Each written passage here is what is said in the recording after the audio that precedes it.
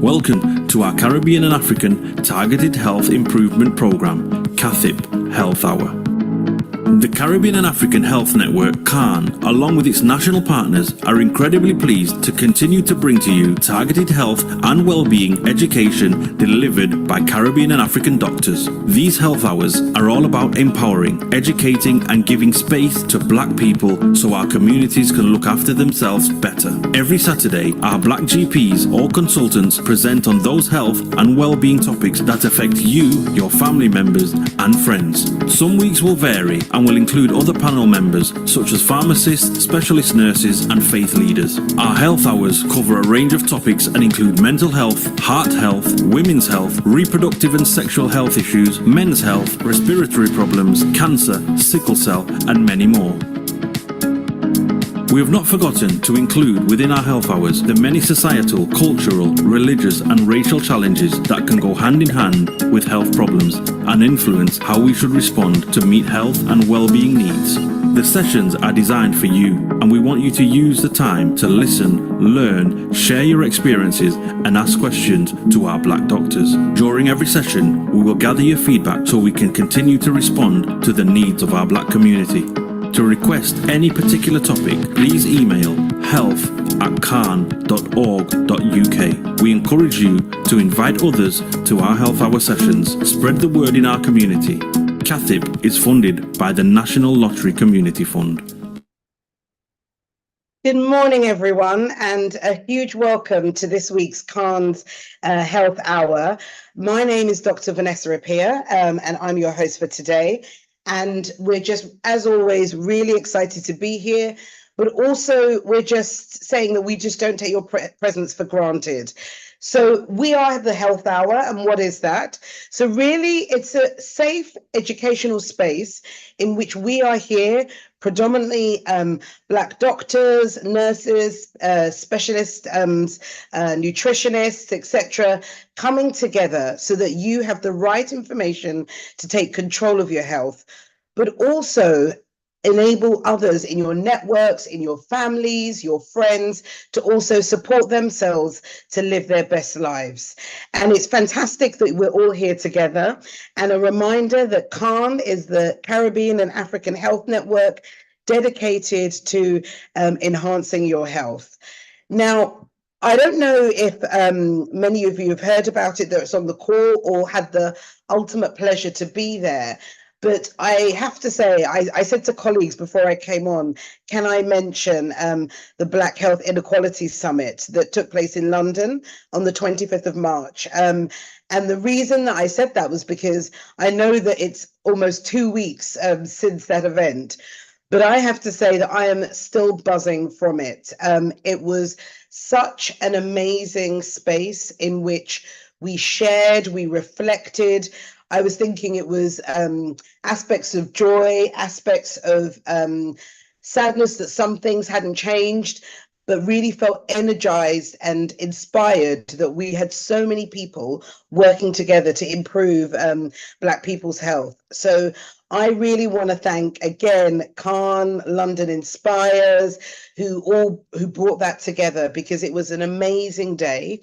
And I think for those of you that didn't have the opportunity to be there, there will be lots of information coming out about it, but just know that there are teams of people really working behind the scenes to ensure that our health outcomes improve in the way that they should. So just wanted to give that a shout out as well. But as ever today, we don't take your presence lightly, and we're really, really grateful to have you here. To those of you that have been here for the first time, and those of you that come every single week at 11 a.m. to learn and really educate yourself, but also sharing that learning with those around you. Today, we have a fantastic doctor, Dr. Uge, who we both said earlier that we've seen each other from afar, but haven't had the pleasure of actually having a one-on-one. So we've had a 1-on-5 this morning, but I'm hoping to meet her properly face-to-face in the future. But she is a GP partner and trainer, and also a senior clinical advisor to the vaccine program of NHS England. So she is there at the helm of it, supporting to make sure that information about vaccines and ensuring that all the programs are reaching the communities that they need to reach. So it is a huge honor to have her here today to talk about measles. And those of us that have children in our families, I'm sure you're aware of the rising cases and the concerns. And I'm sure many of you here that have had to vaccinate your children recently or in the past have had those reflections of, am I doing the right thing? Should I be doing it? So we have no better person than to kind of take us through that. So I just want to say a huge welcome to Dr. Ugo, and to say that as we go through, she'll be sharing her knowledge. There is an opportunity for you to ask questions and to engage. Please write your questions within the chat, and then at the end we'll be bringing them all together, and you will have an opportunity to ask questions directly yourself. One last piece of housekeeping, we will be recording, so if you prefer not to be seen, please do switch off your camera, but please do, as I say, if you don't want to have your camera on but feel comfortable to engage later on just by audio, please do.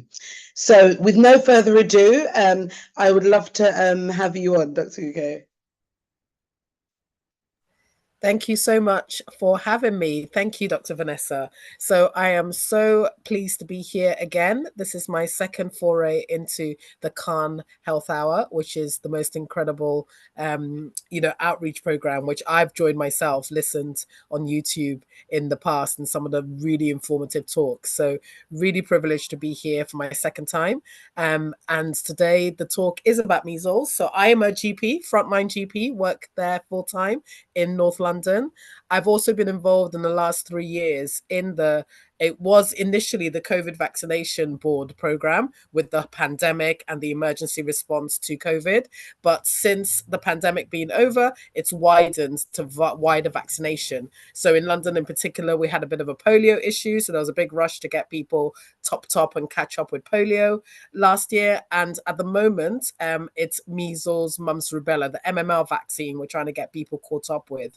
But the topic for today is measles. Let me start sharing my slides. I only have a few slides to go through because I think the real benefit of these topics are the amazing discussion that we all have. Please confirm if you can see my slides. We can. Yes, we They're can. not Thank you. on slideshow, but we can see them. So I think. So they're not on slideshow yet. No, but that's fine. Okay, let me just on the full screen. Let's see. Still not on slideshow, or still okay? They've stopped. I think you've stopped sharing now. Oh dear. That's fine. It'll all come together. It will. Great. So it's on. It's not on full screen, as I said, but that's great that we can see them clearly. Yeah. Okay. All right. It's showing full screen on my screen, so I can't see anyone, but I'll just go through the slides. So, like I'll be here to support you. Thank you. So, measles. So, what is measles, basically? Basically, it's a viral infection caused by virus. Symptoms can develop up to 10 to 12 days after you've been exposed to measles. And we'll go on to talk about how infectious it really is. And the main symptoms are symptoms of any other viral infection that we see in our young kids or even our young adults or adults. So you can get measles at any age, but we commonly see it in infants and children. So the main symptoms are quite a high fever, up to 39, 40 degrees, can have a cough, and a runny nose. I have a bit of a runny nose at the moment. So it's similar to lots of the other viral and general infections we see. The thing that distinguished measles are you can get some small white spots inside the mouth, like this area, about day 2 to 3, easily missed because they can come and go quite quickly. And then there's a red rash that kind of starts on the face behind the ears and then can spread to the rest of the body, the trunk, the limbs. And then a lot of people with measles can get like a very red eye, conjunctivitis, which is a redness and inflammation of the eye. So measles is very infectious. We heard about the R number during COVID times. Measles can be R. If one person is infected, they can spread it to up to 14 people around them. So it can be very infectious, which is why we worry about it spreading so much. A little bit about the rash on darker skin. So it was quite of a challenge to find this picture. There's this amazing initiative, Mind the Gap, by a doctor that was done by medical students. He's now fully qualified, Dr. Malone. But this is the rash that is like a flat red rash, and it can be a lot more subtle on our darker skin. So just to bear that in mind, and also our health professionals may not be aware. So for us to be informed, to inform our healthcare professionals about that. Dr. Rico, the slides aren't moving. Oh, they're not? Oh, dear. No. And I can see that you've got some good images. So I just, yeah, there? Perfect. Yeah, you're on Maybe mine. I'll just stick to this then. I'll stick to this bit rather than trying to share it. So that's the perfect. rash. Yeah, the flat red rash on darker skin, and the link to this great book, Black and Brown Skin, which there is a gap, and a lot of the associations acknowledge that healthcare professionals are not trained on looking at rash on various tones of skin. So there's lots of more initiatives to get those databases there of what it may look like. Because if you were to Google measles, you'll see lots of pink skin, you know, and red rashes that are a lot more florid. So it can be a lot more subtle on our darker skin, just to point that out. And it's for us sometimes to also inform our healthcare professionals about that. So who's at risk of complications? If you get measles for the first time as an adult, you may be over children. Very young children, infants, are more at risk. If you have a low immune system for any other reason, such as, you know, you may be going on the treatment for chronic conditions like cancer or inflammatory conditions, if you're on immunosuppressant medication, if you're malnourished, any other chronic disease. And there's something about if you're low in vitamin A or have a low vitamin A deficiency, there's an increased risk of blindness, which is one of the complications of measles. What are some of the complications? So some can get, good proportion can get ear infections, otitis media. Some of the lung respiratory complications, pneumonitis, tracheobronchitis, which is an inflammation of the big lung trachea or the lung airways, or full-blown pneumonia. So you can get a secondary pneumonia infection affecting your lungs and breathing. And then CNS, these are some of the most severe complications. So it can affect your central nervous system, your brain. So some develop seizures. Some can develop something called encephalitis, which is an acute inflammation of the brain. And the really severe complication that is rare, but we see if enough people are infected with measles, we see a proportion of this. People get this really rare, devastating complication called subacute sclerosing encephalitis, which is a progressive brain inflammation that there's no cure from. Other complications, diarrhea is quite common, which is similar to other viral infections as well. And then the conjunctivitis I talked about can progress into a big inflammation of the eye and the conjunctiva, and it can lead to blindness. And the WHO reports up to 60,000 cases of blindness worldwide because of this. And then if you're pregnant and you have measles, it can lead to birth complications, miscarriage, prematurity, stillbirth, and maternal death in the worst case scenario. So a little bit about measles in the UK pre-vaccination. So we talk about vaccination at the moment. It seems as a dirty word sometimes because of all the fear with COVID and the worry and the mistrust of some of the newer vaccinations. But we've been vaccinating against measles in the UK since the 60s. And pre-vaccinations, there were up to 800,000 cases of measles a year. There were potentially up to 100 deaths per year. But actually, if you talk to some of our older population who are in the UK, the 40s, 50s, 80% would have had measles as a child. But 10 to 20% have complications. So when you have that number of cases per year, that's a lot of complications. And you are also more susceptible to infections up to 3 years after the measles infection. So it's not just a mild childhood infection that's a rite of passage. It can cause serious complications and morbidity.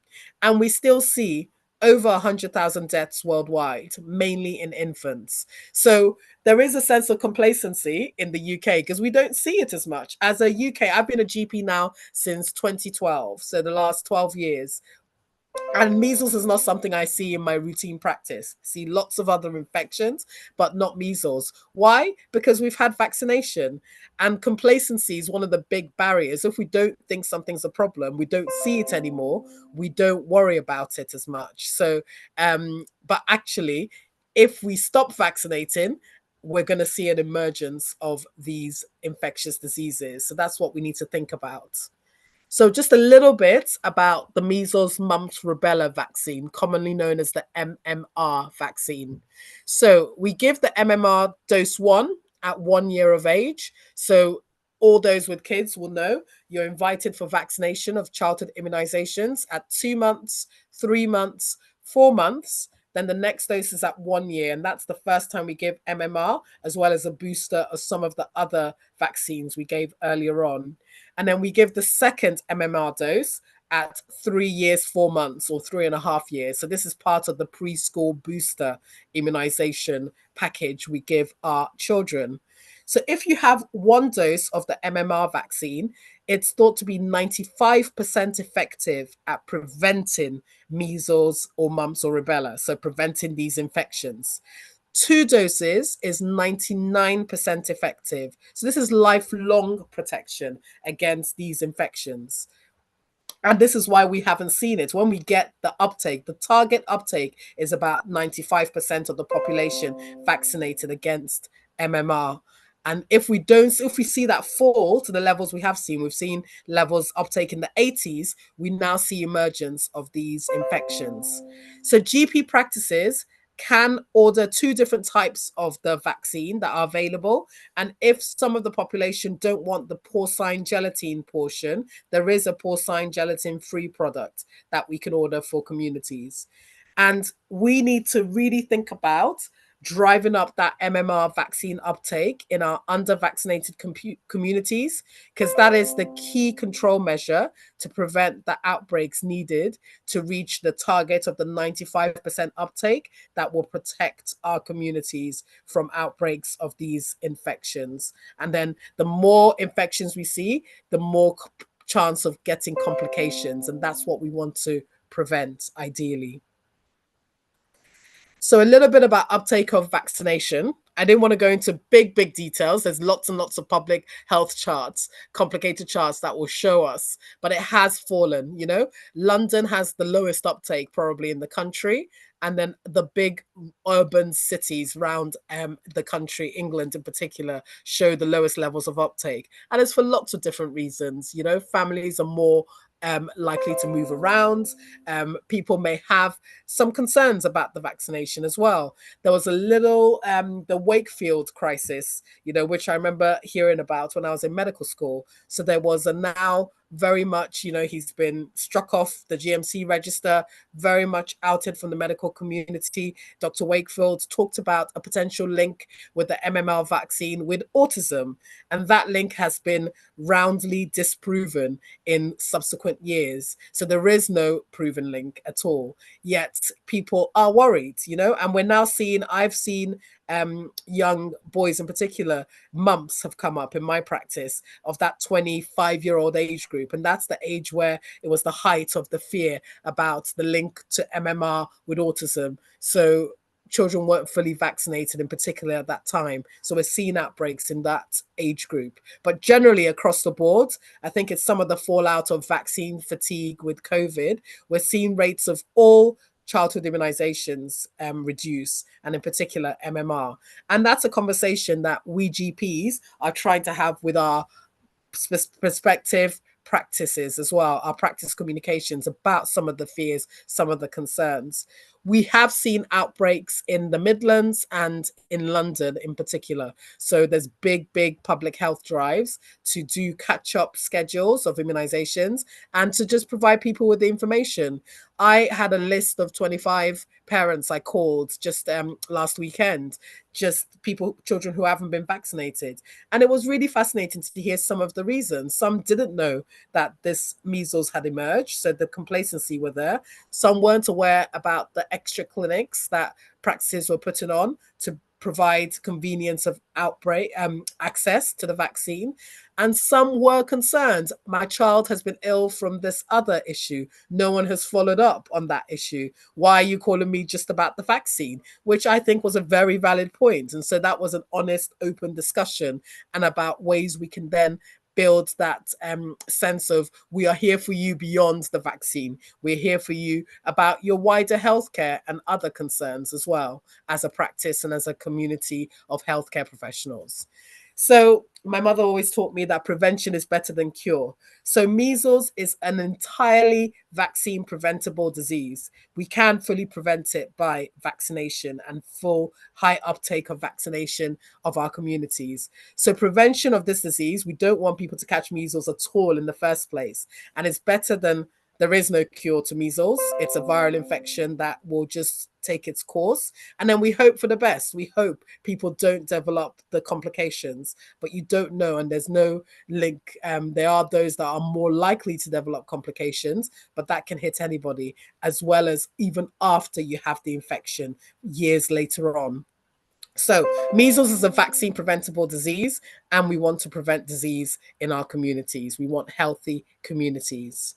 So just the last couple of slides and a little bit about how do we protect our families? How do we check that we're okay as a community? So number one, I'd say check if you're up to date with vaccination. This can be easier for some.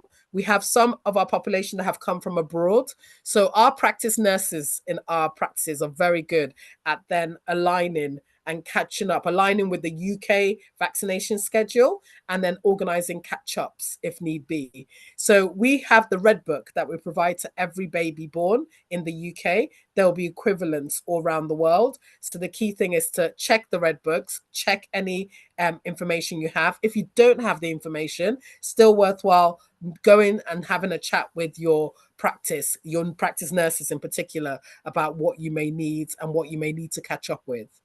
Number two, know what to look out for. So we've talked a bit about some of the symptoms, the high fever, the rash, the red eye, and supportive measures. If you are suspected measles in someone in your family, the best thing is to call your GP practice or call 111 for advice. Don't go into your GP practice with that child or the person who's suspected because of the infectious rate. So call to ask for advice and be guided further. Anyone we're suspecting of measles, we are referring to public health just so that they can do a lot of their tracing work, and also they will organize tests to confirm or not confirm whether or not it is actually measles. So there's this particular blood test that can be done. And I'd say seek help if you are concerned. There's 111, call your GP practice. There's online forums. I know people will always say every time I do a talk like this, but I can't get an appointment. There are lots of ways to try to promote access to your GP practice. And I'll say engage with them if you're having problems getting through. So again, building on that, try and build a relationship with your local healthcare professionals, practice nurses, GPs. There's a wider practice team made up of care coordinators, pharmacists, lots of different people that are doing their very best to try to help and serve their populations, social prescribers as well. So it's beyond the doctor in your practice. There's a very wide practice team that are doing everything they can, but sometimes demand obviously outstrips the resources. But every practice are keen to hear from their community about ways they can improve. So engage with them. Constructive ideas about how to improve are well received. I always talk about that relationship and the opportunity for mutual information in terms of building that relationship, even if you feel you have to make a complaint or engage with things like the patient participation groups. Really important to build a relationship and feedback to your local healthcare professionals about ways that they can serve their populations better.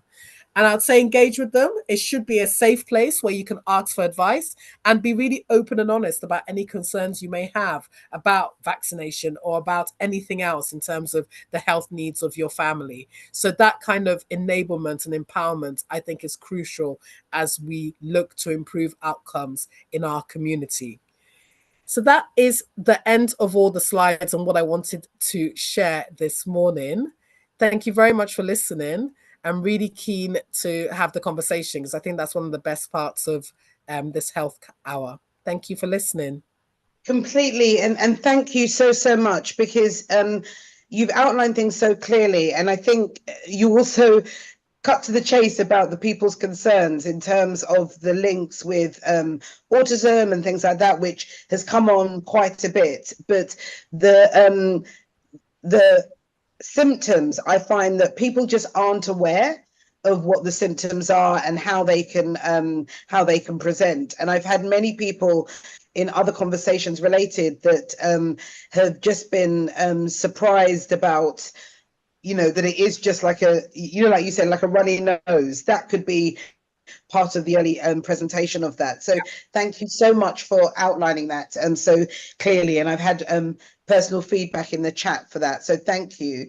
And as ever, it's interesting because I'm sure that in your work, you're out and about talking about this a lot at the moment. And I'm sure this discussion comes up a lot about the links and concerns with autism, and also, as you rightly said, about mistrust as well. And I think it would be really important for us, and remiss if we didn't, to kind of bring that to the forefront, because a number of people have written it in the chat and also have sent me messages about that.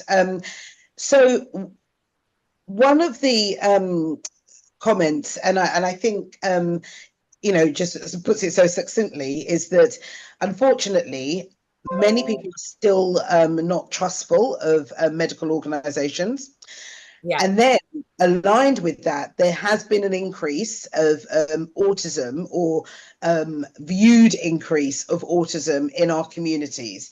And so when you've got that mistrust and you're seeing more and more people that in your network being diagnosed with autism, it's very difficult not to bring that together. So I just wondered if you could expand on that a bit more and your reflections on that. Of course, yeah. So that Wakefield paper was published, I believe it was like 1990, let me just check, for 1998. So it linked autism and a general GI, gastrointestinal issues, to the MMR vaccine.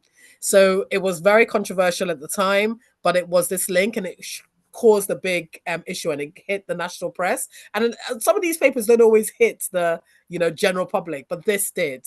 But within 2 months, the Medical Research Council disputed it.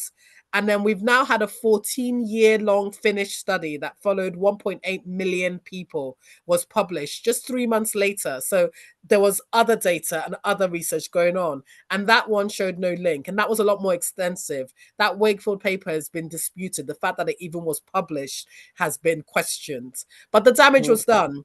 We had uptake in the 90s, early 90s, 94 to 97%. MMR vaccine uptake was 91%. By the 2000s, it had fallen to 80%. So this is even before we can talk about COVID or anything else came. So the damage was then, and that damage is pervasive because we're still here. And we're seeing autism diagnosed all the time. Every week, I think, I'm asked to do an assessment and do a referral. So autism is something we know a lot more about. We've been training. I've just been doing my Oliver McGowan learning disability and autism training that every single health professional needs to do. We are diagnosing it more. We're recognizing it more. A lot of adults are being diagnosed as adults. So something that they've had since childhood, they've always had. And we're seeing it in our community more. And it's still not very well understood. We're still learning about it, even as healthcare professionals and as a community.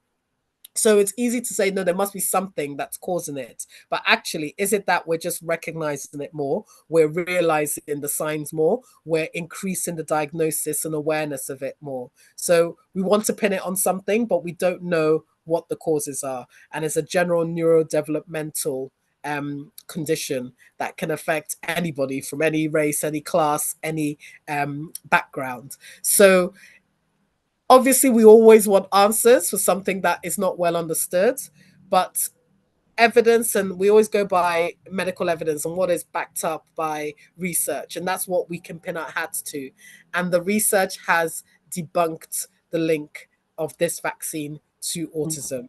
There are many people that, like, there's many families I know that had an older autistic child, so didn't vaccinate the younger one, So, but then the younger one may still develop autism. Like, there's no link in that sense, So I think it is tough. And every time you go to put something in your child, you worry, you want to do what's best for them. But I think we need to, with everything, always balance the risk versus the benefit. So we know evidence-based, there's no link to autism. Not to say that vaccines don't have any risk whatsoever. Any medication, even paracetamol, will always have side effects. But you balance the risk of those side effects from the potential benefits. And the benefit of being protected from these infectious diseases that we are effectively complacent about, but are dangerous and cause horrible complications. The benefit of being protected and still kill people worldwide. We are here in the Western world with access to these things. So there is a complacency compared to when I worked in rural South Africa and parts of Nigeria, where the vaccine is not as widespread, and you see all these infectious diseases in a lot more numbers. So the benefits of being protected from these infectious diseases that can be quite problematic and dangerous outweighs any potential risks of side effects from the vaccine. But the side effects of the MMR vaccine is not autism. That has been wholly debunked by really good research. Unfortunately, like I said, that damage and that link and that question is still there. But it's important that if people are worried about that, they have that conversation about their fears with their healthcare professionals. And that's what we're here to do as well this morning. Thank you so much. And you've brought up so many aspects there that just wanted to pick up on, because you said it so eloquently, and I think really would have reassured a number of people on the call. And I think just to pick up of, as you said, as a parent, as a caregiver, you want to do the best for your child. And I've encountered some parents exactly in that scenarios you said, that they've vaccinated their first child has been diagnosed with autism, and there's a guilt there. And when we have this guilt, that really informs our later decisions as well. And so in their mind, they're doing the best thing by not giving the vaccine to their second child. And in this scenario, their second child was diagnosed with autism as well, but had not received the vaccine. And we had a number of conversations about that guilt that she felt at that time. So thank you so much for highlighting that as well, because I'm sure there's a number of parents on the call that have a certain anxiety about making sure they're doing the right thing and worried about the negative outcome. So thank you. And also, someone's just given a comment and building on your reflections about complacency.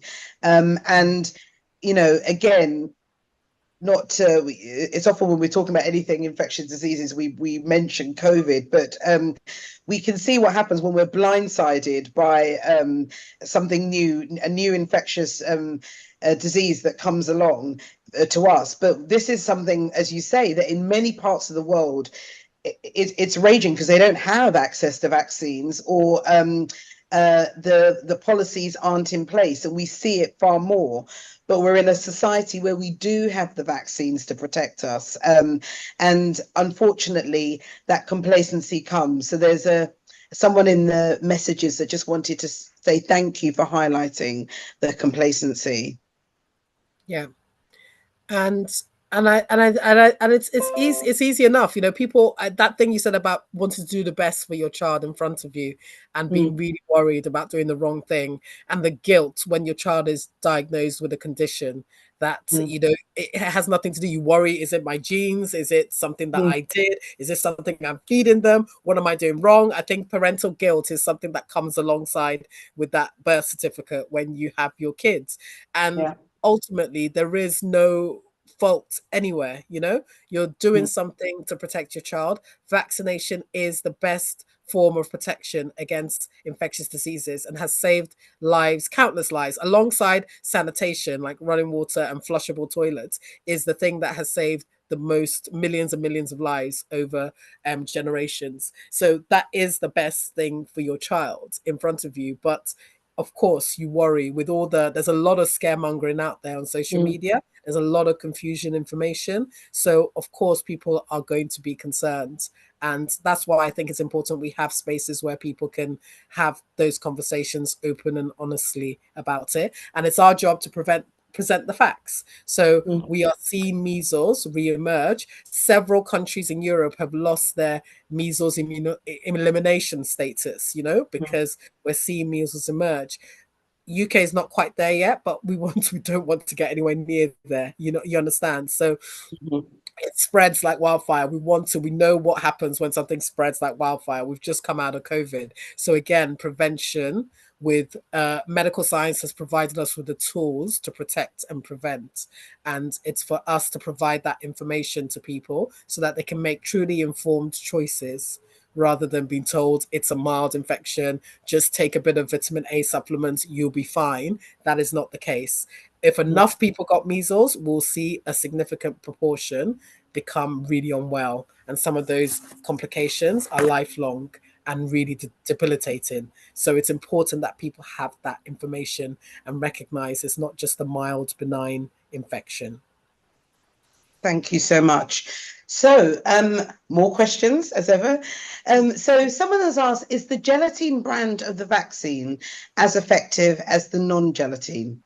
Yes, they're both as effective as each other. They just provide the alternative, which I think is just not manufactured in as big numbers, but it can be ordered specially if that is required by some of our population, in particular Jewish or Muslim population, who really don't want that element in it. It's a very, very tiny aspect, though. It's like similar to gelatin you see on some capsules, you know, or jelly beans or sweets, Yeah. that type thing. So it's not a massive amount, but obviously it's important to address that concern for some of our communities. Great. And is it common for GPs to be slower in recognizing the symptoms of measles in Black patients? Yeah, I would say that, and any rash or any condition, you know, I was just looking for preparing the slide, looking for pictures, very difficult. And that work that Dr. Malone, a young medical student, did is remarkable because that's where I found the picture. But I think across the board, we need to equip ourselves. Some of the organizations like the Primary Dermatology Association, Primary Care Dermatology Association, sorry, are trying to do their best to address this and recognize that it's not well taught. All the pictures we have in our main textbooks or the things we're provided at, the materials we're provided at medical school always addresses white skin effectively. So it is something that we need to look for increasingly and educate ourselves about, and then be aware to point out to health professionals if they're not, because it is a lot more subtle, so you have to look. So it may not show up as well in pictures. We do a lot of remote consultations with derm things, so take a picture and send it, but it may not show up as well in a picture. So it's just being aware of that for ourselves so that we can then advise accordingly. Yeah, no, thank you. And yes, massive kudos to Dr. Malone for that book. I have to say that as a mother of two young kids, and when they have rashes, you know, everyone in the family expects that I should know what it is. And I always say, well, no, I don't. And actually, it's because I didn't have the great training about it. So I don't feel 100% confident in it. So it's great that resource is there. And so another question, which I think is a great question, is why is the vaccine for measles combined with other inoculations against mumps and rubella? And is there a link between these diseases? So I think it's just the way the system. So it was initially measles, mumps and measles were provided as separate vaccines, and then it was combined. And then since it's been combined, the uptake and the prevention of the disease has been widespread. So it's been a great success in terms of vaccination. So like anything, you get the 3-in-1, there's the 6-in-1, it's about ease. You don't want to give a child 6, 7 different vaccine injections, that in itself is not ideal. So it is about the convenience and the ease of access. The body, the immune system can deal with it. People worry about the immune system being overloaded, but the amount of immune stress that these vaccines, obviously it needs a working immune system to work, because it then forms the antibodies that then protects us against these infections going forward. But definitely our bodies can cope. Our bodies are wonderful, amazing machines, as it were. It can cope. But giving it 6-in-1 or the 3-in-1 is a way to get protection against the maximum amount of diseases in the most convenient way. So again, someone's put in the chat, mumps can lead to infertility. We've not yet seen an outbreak of mumps, but even myself, I've had to do a notification for suspected mumps just last week for a 23-year-old that only had been vaccinated once, and had contact from someone in his workspace. So yes, mumps and rubella, also known as German measles, are other infectious diseases that the MMR protects against. We're focusing on measles because that's what we've seen in terms of outbreak and increased numbers, but not to say that we may not see the others. Public health, of course, are landscaping and assessing and monitoring and are reporting all of this all the time. So the reason why it's 3-in-1 is that the research showed that uptake was better and protection against all those infectious diseases really improved after that was introduced in the UK in the late 60s. Lovely. And are there any specific populations that are more vulnerable to measles? So the main population, the MMR vaccine was the MMR mixed vaccine was introduced in the late 80s, not 60s. Okay. It was the single measles and rubella that was introduced in the late 60s, early 70s. The combination MMR was in 1988, late 80s. So specific populations more vulnerable to measles, yes.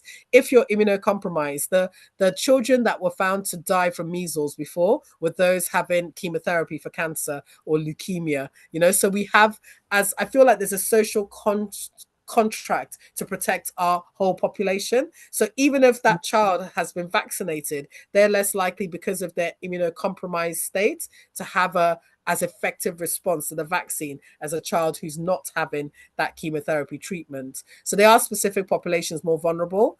Unfortunately, we see higher rates in more deprived communities. So there's been a really interesting King's Fund article about the link to poverty and health outcomes. We know this, in terms of socioeconomic status and health outcomes from a spectrum of conditions. So we see measles outbreak in that deprivation quartile, the lower deprivation we see. So why is poverty linked to it? Is it about information? Is it about access? Is it about living conditions? Is it about education? Is it about access to good quality food? Probably all of this and more. As we know, these things are multifaceted. So immunocompromised, if you more deprived populations, people who are not vaccinated, we know that as a matter of fact, over 80% of the people who have been diagnosed with measles in this recent outbreak were not vaccinated. So that are some of the populations that are more vulnerable, I'd say. If you have other chronic conditions as well, as always, it makes you more susceptible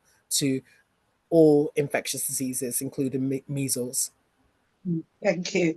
And there's a couple of questions that about thinking, first of all, what's the current status of measles outbreaks globally, which I know you've touched upon, but just to reiterate that. And then questions related to migrants that have come and then don't have an up-to-date vaccination history. So would you be able to comment on the global status, and then what migrants can do if they don't have up-to-date information about their vaccinations? Can they be repeated? Yeah. So just from the WHO website, in so the lowest rate of vaccination since 2008, in 2022, only about 83% of the world's children had received one dose of the measles vaccine by their first birthday. And the aim, like I said, is more closer to 95%. WHO data is a little bit out of date, but it does talk about there was 128,000 measles deaths globally back in 2021, and it was mostly among unvaccinated. Right now, we know that some of the European countries have lost their, like, I know that there's been outbreaks in Romania and places like that, have lost their measles free status.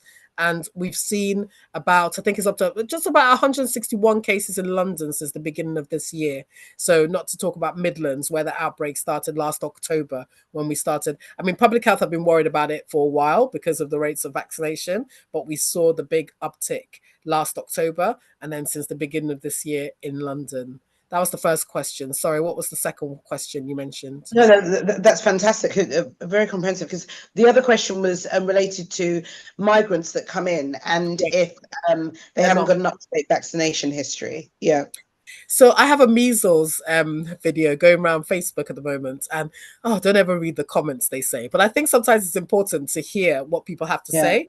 And sometimes the comments underneath are like, "Oh, these immigrants come in that aren't vaccinated." You know, there's always a grain of truth in some of the stuff, but the way it's said, it's not ideal. So obviously with immigration, there are lots of health needs, you know, beyond vaccination. And one of them is important to catch people up, awareness, like I said, of what vaccines people have had, but it's actually not dangerous to have more vaccines. Even if you've had 2 MMRs and you're not sure if you have another dose or another 2 doses, that's not going to cause you any harm. And we were told quite reassuringly by an ID doctor at a talk I went to recently. So ultimately, it is about the services and the outreach for these communities.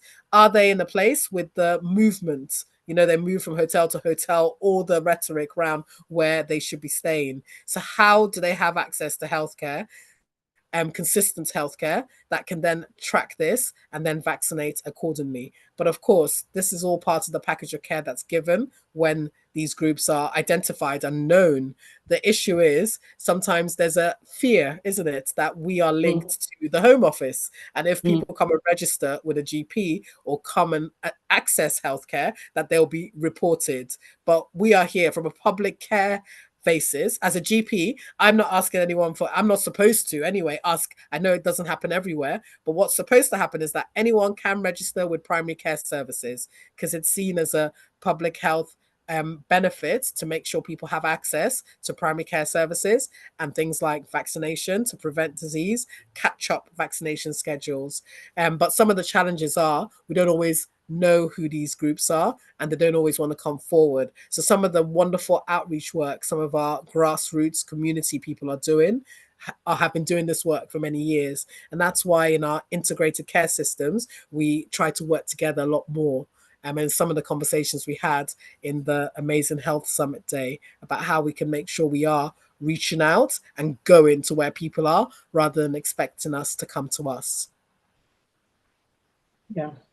No, I can just imagine some of the rhetoric that you commented on when people about the video about measles. And you know, as someone that's traveled as well with my children, I think we're so lucky to have the Red Book and we have it all contained. And so we should view it in that way, that because if I didn't have my Red Book, you know, if I was asked questions in their school form and I couldn't remember everything. And so I think that's something else that we should just be proud that we do have a Red Book. And that's something that to kind of say it's a privilege to have that. So definitely.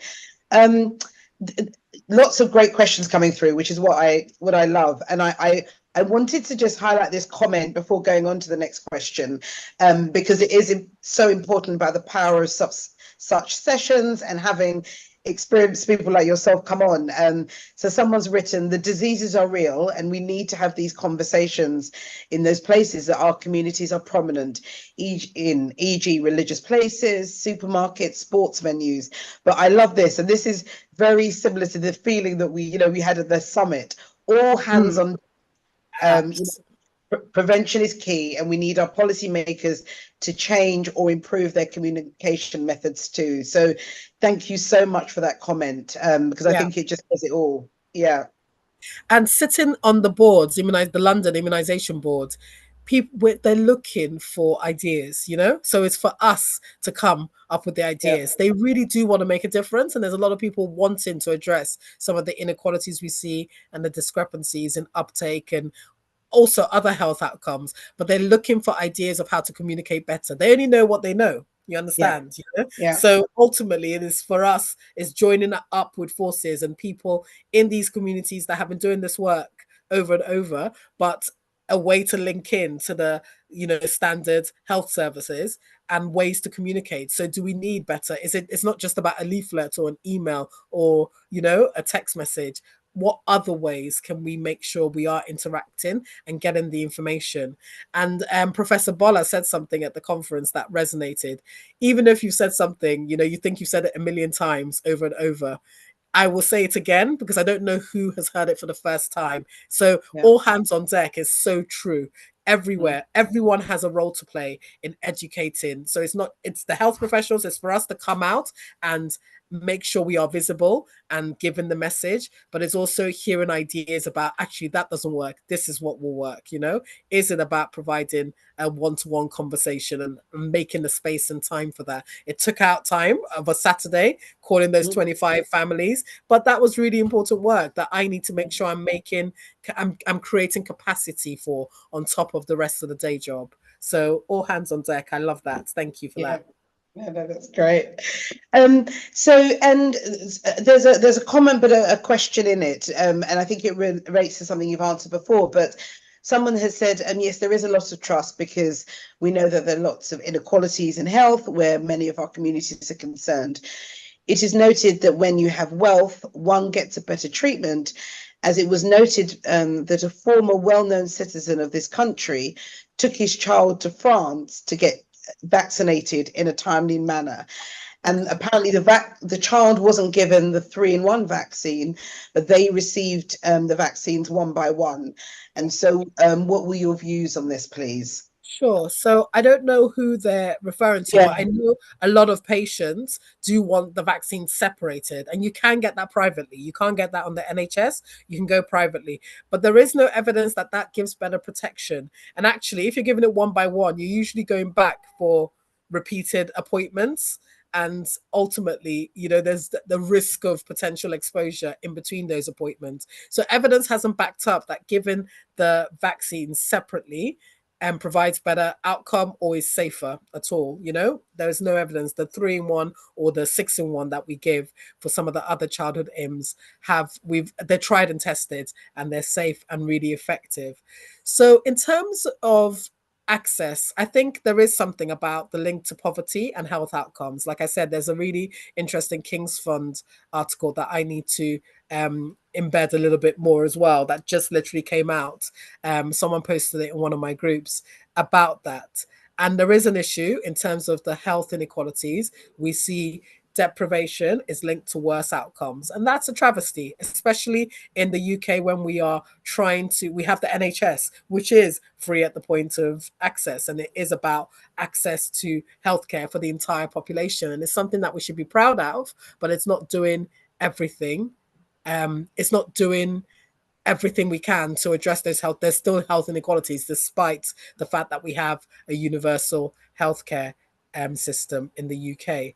So I think those conversations about the link to poverty and poorer uptake of vaccines or poorer health outcomes needs to be pervasive. The resources need to follow that as well, in terms of the way healthcare is funded, the way it's funded in different areas, and the way that some practices have to work really hard to get worse, to have worse stats. It's not just about the statistics, it's about the work behind it and also the challenge behind it. So I would say people that can go privately to give their kids vaccinations, that is everyone's prerogative. It's only available to a few, but the NHS has a really tried and tested service that works. So it's about making sure we are getting out to those who need it and being made aware and getting through the barriers that prevents people from accessing the treatment that's available in the healthcare. So getting it one by one in France or in the private sector in the UK does not give you better coverage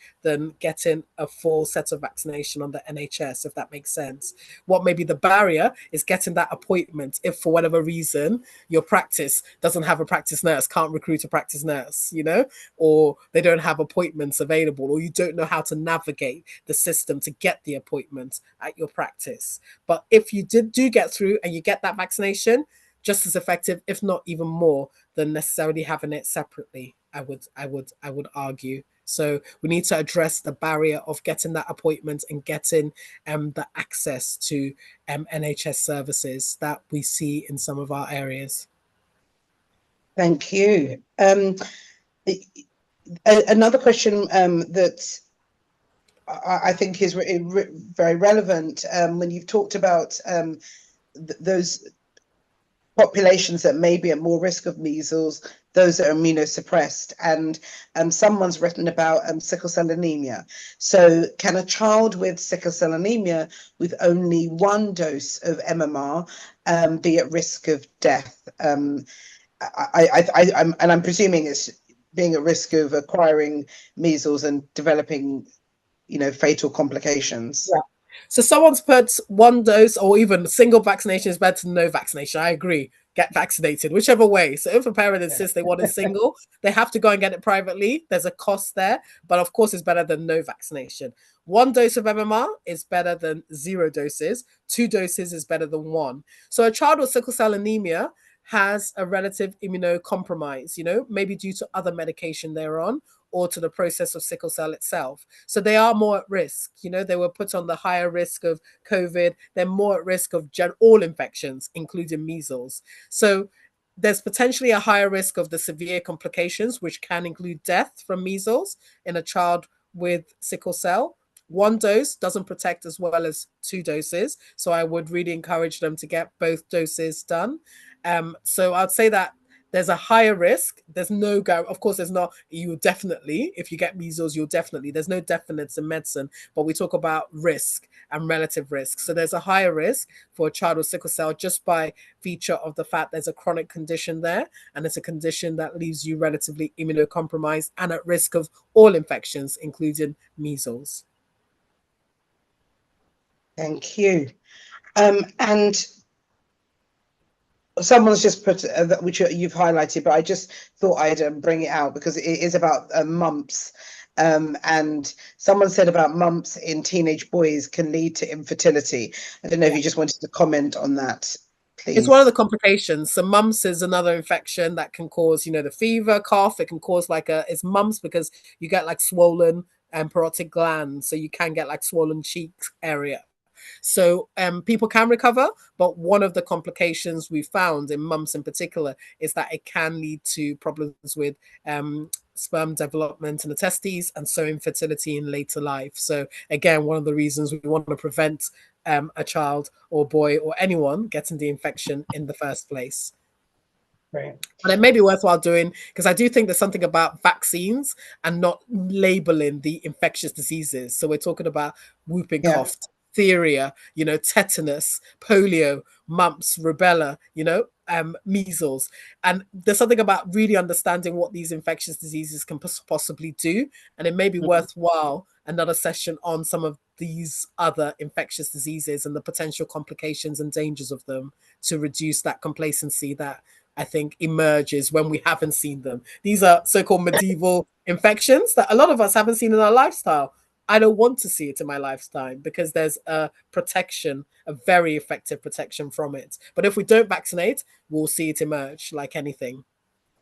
Well, first of all, we'll take you up on the offer for the health hour for you to come back. You said it live, so we'll hold you to that. But I completely agree, and it really aligns with another comment that's come through from YouTube, asking you whether you feel that giving people an MMR infogram leaflet in birthing, but also immigration centres would be beneficial. So having a bit more awareness, as it were. I think so completely. Someone talked about there's a big focus on TB whenever you're coming into the country, even as maybe an international medical graduate or someone coming to study. But actually, do we talk about some of these other infections that haven't been a problem, but they are more of a problem? So we do need to raise that awareness across the board. So I agree with that. Yeah, great. And just a clinical question. So someone said, how do we recognize the difference between measles and chickenpox? And I think this is as a clinical. So chickenpox is usually a raised vesicular rash, it has fluid in little blisters that can form. And again, it can spread everywhere. Measles tend to be a flat rash, so it doesn't form those vesicles or blisters with fluid in it. But the prodrome, which is the pre-rash syndrome of fever, cough, runny nose, being run down, can be very similar. But the rash itself is slightly different. Chickenpox is a vesicular rash, which is those blisters, and measles tends to be a flat rash. Great, thank you. And again, someone's put in about it would be great to have leaflets comparing they said measles and chickenpox and other rashes for Black children on one leaflet. Black children, that's the key. Yes. They do exist, but for Black children is the key. So that's a challenge to some of these societies. I might write to the primary care dermatology society to ask them if they can help. I like it. Moving things here. That's great. And I just want to say thank you so much to everyone's engagement and questions. Every week that we do this, I always think there is such a clear need of why we need to have sessions like this, and also the way that people engage. We recognize that people obviously enjoy and want to learn more, but thank you to everyone that's been commenting and asking questions. And I wanted to give people a chance, feel free. We're coming near the end of the questions, but if you would like to directly ask a question, and you'd like us to hear your voice or see you on camera, please put your hand up, and then we can go from there. So just someone else, there was a question about, someone's written to me that they have a friend that is adamant that they will not take the vaccine, but has said, and we can't verify this, when they've gone to speak to the GP or specialist nurse, there has been there's not been enough reassurance, and so it seems that they've left her to it. What would you suggest in this instance? I mean, not necessarily every nurse or GP is conversant in some of those conversations to really reassure, or will have the data at their fingertips or the information. So it's tough. I think engaging in forums like this, looking for other groups that may have information, but it always has to be reputable sources, because there'll be a lot of things out there that can cause a lot of fear. So there are lots of NHS resources that at least your practice should be able to signpost you to then do that research yourself. So I'd always start with NHS links and then go from there. WHO as well, links, as well as some of the gov.uk. But if you're thinking that the standard media is not it, just look up measles, look up the infections themselves, I would say, and what is possible in terms of the complications, so you can have that balanced and make that informed choice. But if you're not getting the reassurance from some people, won't be reassured. And I think actually the aim is not necessarily it's not about forcing anybody to do anything they don't feel comfortable with, but having the place for those conversations. So I'd say feeding that back to the practice. There will be in each area. So we're organized into ICB, integrated care boards. So there's always vaccines leads in each of those areas. So potentially asking to be signposted, and those people would love a conversation and be able to provide you with more information, and may be able to reassure, may not be able to, but at least the opportunity to have access to people with more knowledge. And every area will have a vaccine lead or public health person that's involved in the integrated care board. So you can ask your practice to signpost you to those people that will be working in each area. Perfect. And I think also you can share the link to this presentation as well that you've given, and pass that on as well. So no, because I think it is so important, and as you say, not everyone has the confidence to talk about certain aspects of that, and it's something that we have to recognize as well. So no, thank you so much. So we are coming just to the end, and I just want to give anyone a chance online, because sometimes when I end the call, I get messages to say I wanted to ask a question. So I really want to give people an opportunity. If there is any other question that you would like to ask, feel free. But if not, and everything has been answered so far, just to say that colleagues from Khan will put the email address within the chat. So, sometimes when you're listening or you go and share this information with friends or family and they ask you a question and you're thinking, oh, actually, I should have asked that, or I'm not quite sure. Please feel free to email this address that colleagues will put in the chat, and we will do our best to answer it, or speak to Dr. Oge to respond as well. So please, the conversation continues, and as was said earlier, all hands on deck to make sure that we can get the change together.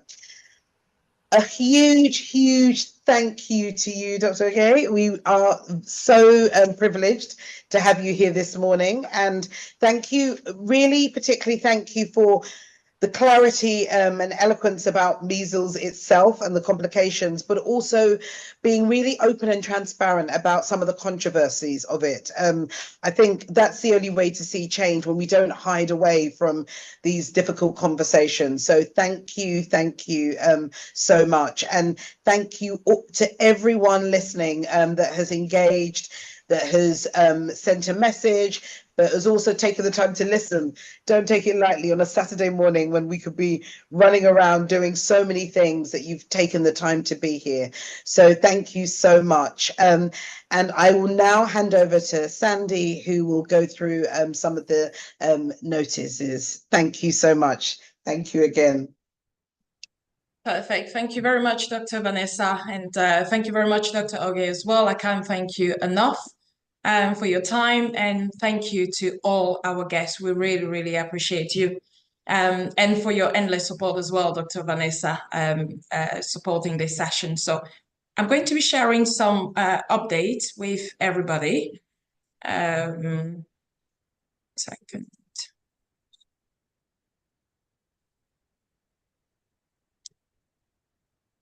Okay, so I think everyone can see my screen. Yes. Yeah. Okay, so the slideshow. All right, the beauty of technology. So our next health hour, it's on the 13th of April. As you all know, if you don't know, it's every Saturday morning from 11 to 12:15. To register, please email info@khan.org.uk, or you can scan the QR code on this screen. So we also have a Healthy Hearts session. Healthy Hearts, the next session is on the 9th of April. 9th of April from 6:30 p.m. to 8 p.m. And it's a session where we support you looking after your diet, and you also have a physical instructor at some of these, at these sessions. We also have a family and advocacy housing session happening on the 10th of April from 12:30 p.m. to 1:30 p.m. So this is the session in the department I manage. So please do attend massively. If you know anyone who has any housing concerns or homelessness concern, please do come along. We will be having Manchester City Council to engage with the community.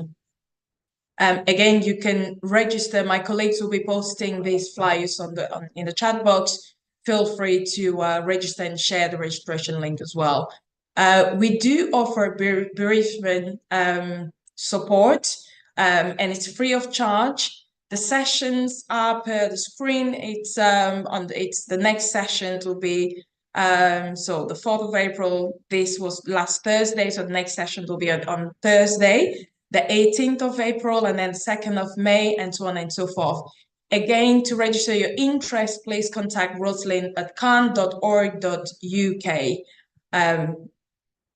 Okay, and we're also organizing Africa Day this year. This will be on the 24th of May from 10 a.m. till 3 p.m. and it's going to take place at the University of Bolton. Again, there is a link to register your interest. Please have a look in the chat box. You can also, we also have stalls. So if you're interested in booking a stall, feel free to register for the event. If you're in one of our WhatsApp group, please do check the messages on there as well. The links will be available on various platforms and on our social media platforms as well. Another session on housing. So yeah, there is a session with a partner organization on the 16th of April. It's led by the Housing Ombudsman. Again, if you have any challenges with your social housing, please feel free to attend this session. It's from 6 to 7 p.m. If you know anyone who may be in this position or having challenges with their housing situation, please do share the link, or you can contact us on advocacy@can.org.uk. And that's it for us today. Thank you very much and have a lovely weekend. Goodbye, everyone.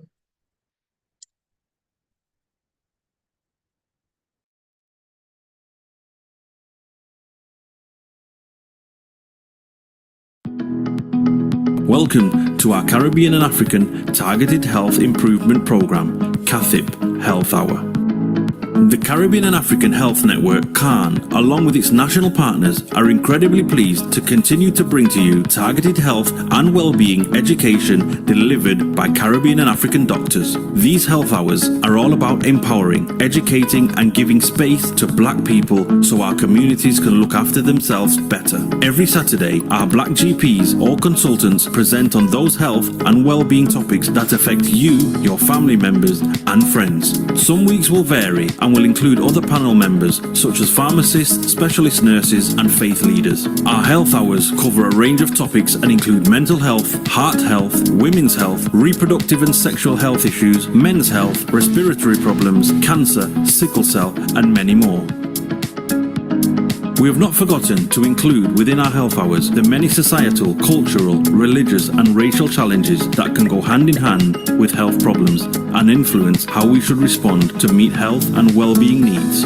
The sessions are designed for you, and we want you to use the time to listen, learn, share your experiences and ask questions to our Black doctors. During every session, we will gather your feedback so we can continue to respond to the needs of our Black community. To request any particular topic, please email health@can.org.uk. We encourage you to invite others to our health hour sessions. Spread the word in our community. CATHIP